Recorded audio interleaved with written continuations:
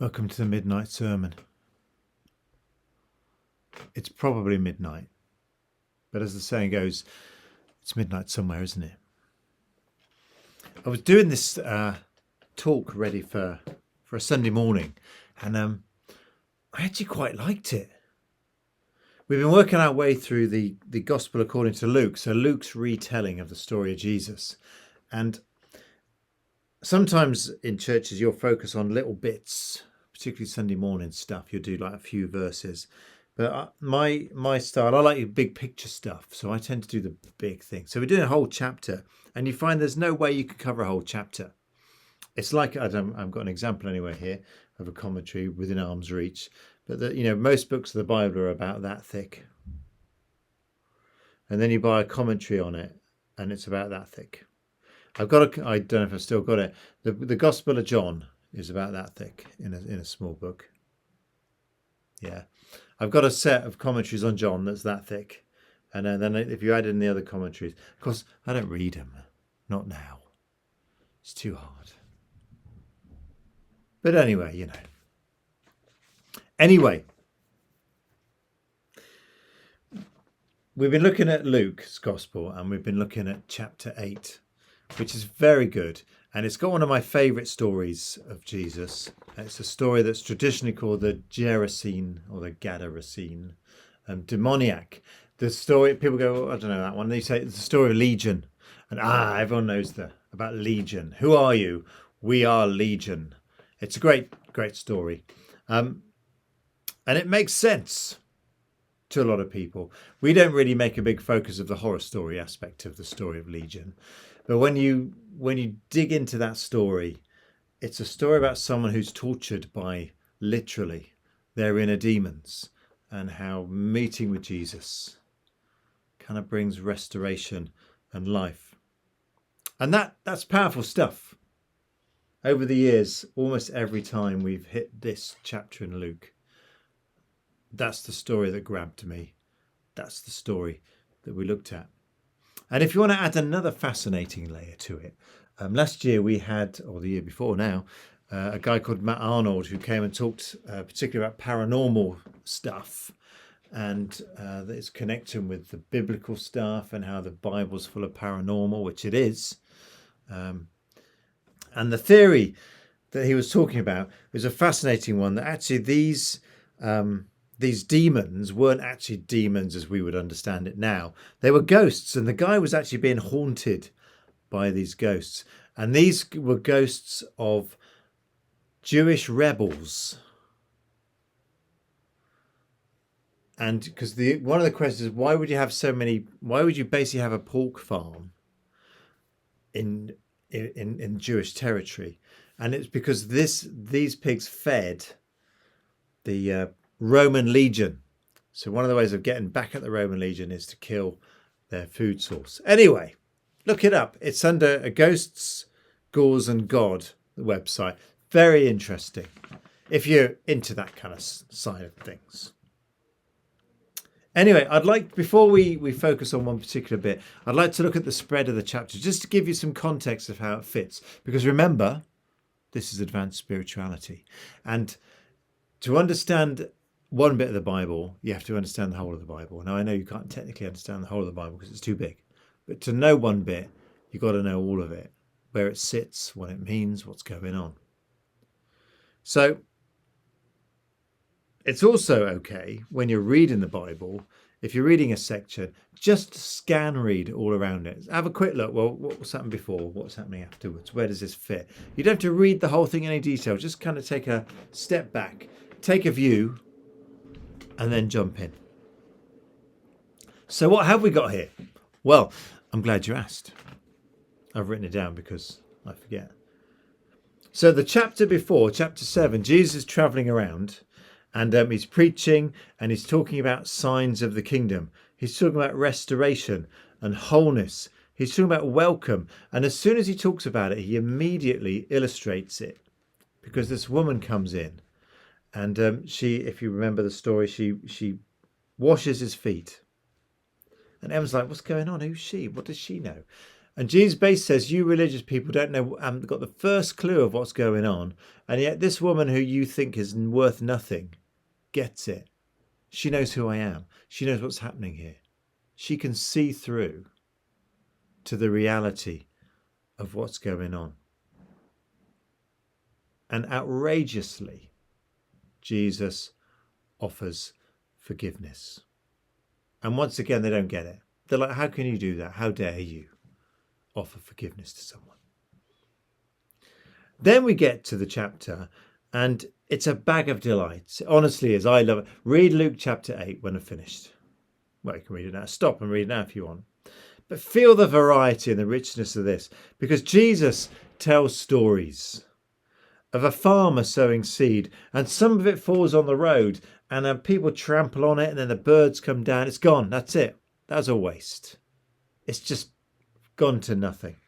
Some of it falls in the gravel by the side of the road, and it seems to be all right. It grows quite well. It's quite nice. But then the sun comes up, and the heat beats down, and the stones heat up, and there's no depth. There's no soil, and they shrivel up and die. And yet some of the seeds, they fall where there's kind of brambles and weeds. And the soil's okay. There's a lot going on there. But the weeds choke and squeeze and overtake and overwhelm, and the corn comes to nothing. But some of it, most of it, interestingly, falls onto good soil, and it grows abundantly and richly, and 100-fold returns from that each grain as ears full of corn. And then he talks about lamps and lights. He talks about us sharing the light that we have. He talks about family and about us being mothers and brothers. And he calms a storm with a word, shh, shh. And the storm is calm. And do you know why the storm is calm? Because the wind and the waves recognized his voice from all those millennia back when he spoke, and they came into being. They knew who he was.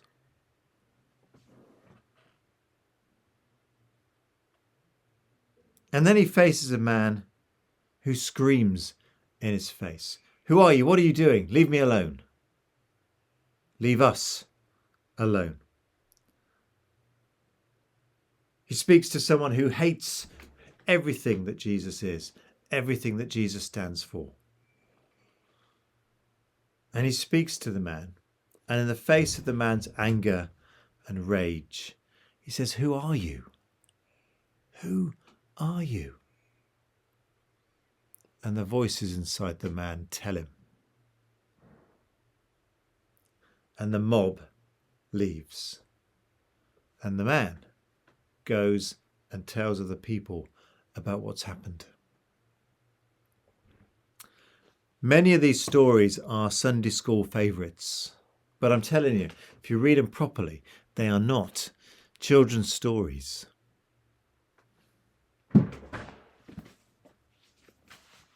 Anyway, further on in Luke chapter 8, this happens.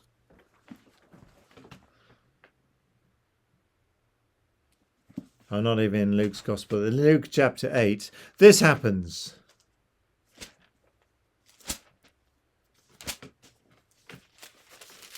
I'll edit that out, you'll be all right.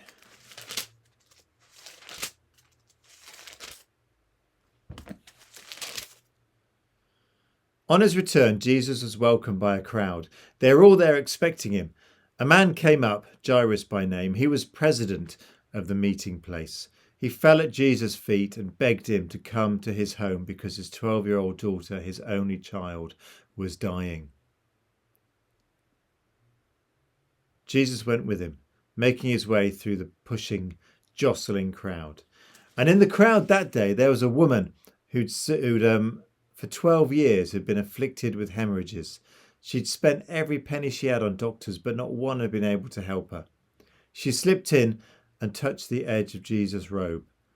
And that very moment, her hemorrhaging stopped. Jesus said, "Who touched me?" When no one stepped forward, Peter said, "But Master, we've got crowds of people on our hands. Dozens have touched you."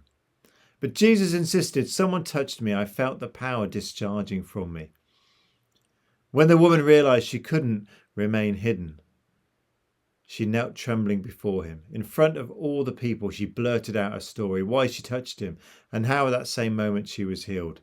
And Jesus said, "Daughter, you took a risk trusting me, and now you're healed and whole. Live well. Be blessed." While he was still talking, someone from the leader's house came up and told him, "Your daughter died. No need now to bother the teacher." Jesus overheard and said, "Don't be upset. Just trust me, and everything will be all right." Going into the house, he wouldn't let anyone enter with him except Peter, John, James, and the child's parents. Everyone was crying and carrying on over her. And Jesus said, "Don't cry. She didn't die. She's sleeping." They laughed at him. They knew she was dead. Then Jesus, gripping her hand, called, "My dear child, get up." She was up in an instant, up and breathing again. He told them to give her something to eat. Her parents were ecstatic, but Jesus warned them to keep quiet. Don't tell a soul what's happened in this room.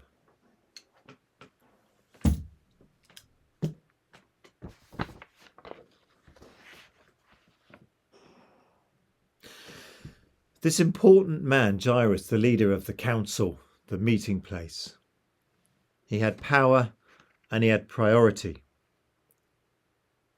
He requires Jesus.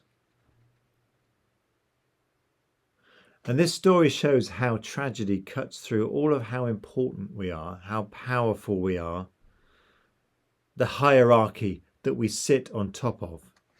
However in control you are, however strong you are, however important and special you are, things happen and then all is lost. Illness, bereavement, relationship collapse, redundancy. I am not all powerful, and it takes so little for us to topple and be brought down. Many of us know this.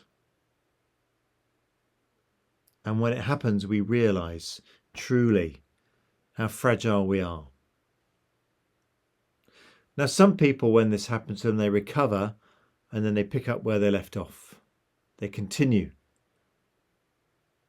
completely oblivious.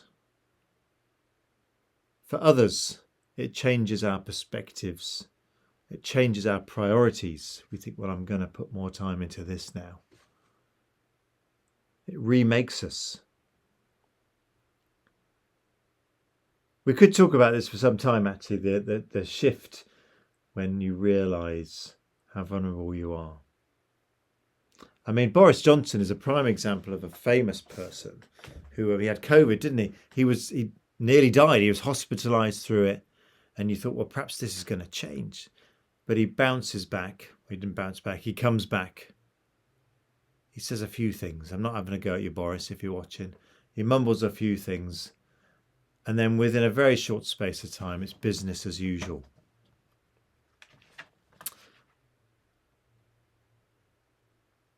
You may have your own story, perhaps, of being brought down and how you were after that. Anyway, we don't have time to go into that important person's story today, because I want us to look and pause and meet the woman in the story, the woman who'd suffered from hemorrhages for so long. Because she's the sideshow. She's the incidental. But in a sense, she is the same story as the demoniac, told perhaps from a different angle, but is the same story as the man harassed by the mob. She was ill in pain, ashamed, exploited, impoverished, rejected, unclean, tortured. She didn't want, and she didn't want to be who she was. She had to hide, to slip through the crowd, to see Jesus, to reach out, to touch him, and then to dissolve back into the crowd again. She had nothing.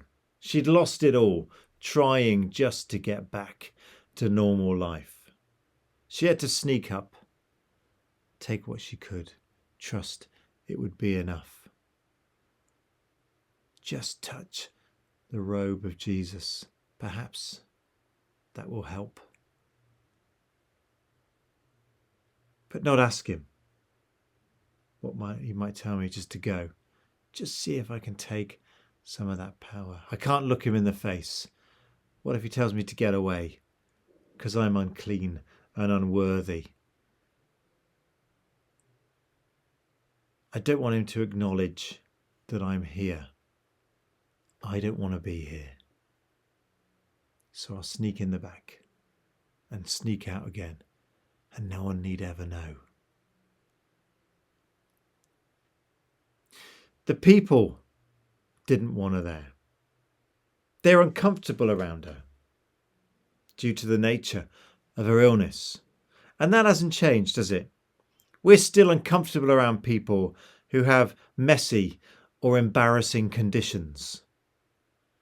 And she was likely to be a bit of a mess. She couldn't go home every day or several times a day and have a shower and put her clothes in a washing machine and everything's all right. It wouldn't have been good for her. And she couldn't wash in the public spaces because they'd all be unclean, tainted by her blood. They didn't want her around. She didn't want to be around. And God didn't want her either. She was outside the walls of the faith. Her condition, blood, like the demoniacs being around the dead, made her ritually unclean. She wasn't allowed anywhere near the temple, anywhere near anything holy. No.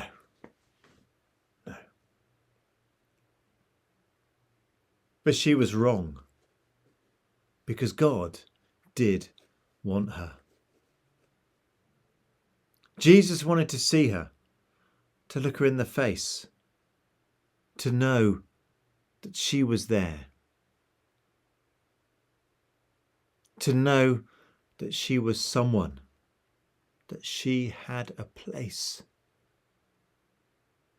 Like the man who was mobbed, like the father who was broken, like the daughter who was lost. The thread of this chapter is beautiful because Jesus brings them together. Jesus says, you're not lost. You're not broken. You're not unwanted. He brings them all together. It's how I want to live. It's how I want the church that I'm a part of to live, to thread life and hope and restoration into our life, into our family, into our community, into our friends, into the world around us. I want to walk around saying, yeah, you're accepted. Be restored. Come back. Be noticed. I want me to be like Jesus. And we won't be doing supernatural healings. That's another thing altogether, which we can talk about maybe another time. But we can leave a trail of light behind us, of hope and of love. The seed can fall into a rich, deep soil and produce a harvest of joy. The light can shine out, bringing everything and everyone into God's daytime. And we can be adopted into a new family, We can be brothers and mothers to Jesus.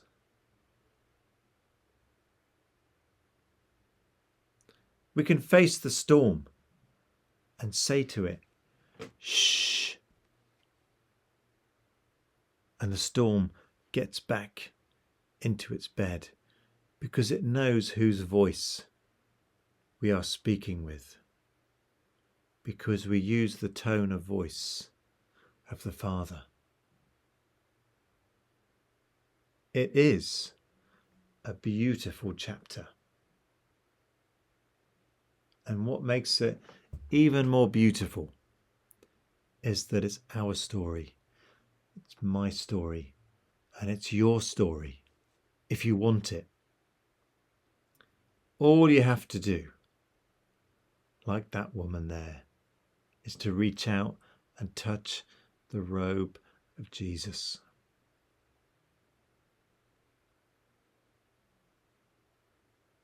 There's so much in that chapter. Read it again. Luke chapter 8. Read it, absorb it, dwell on it, and then live it out. And then you will be living in the kingdom of God. Good night.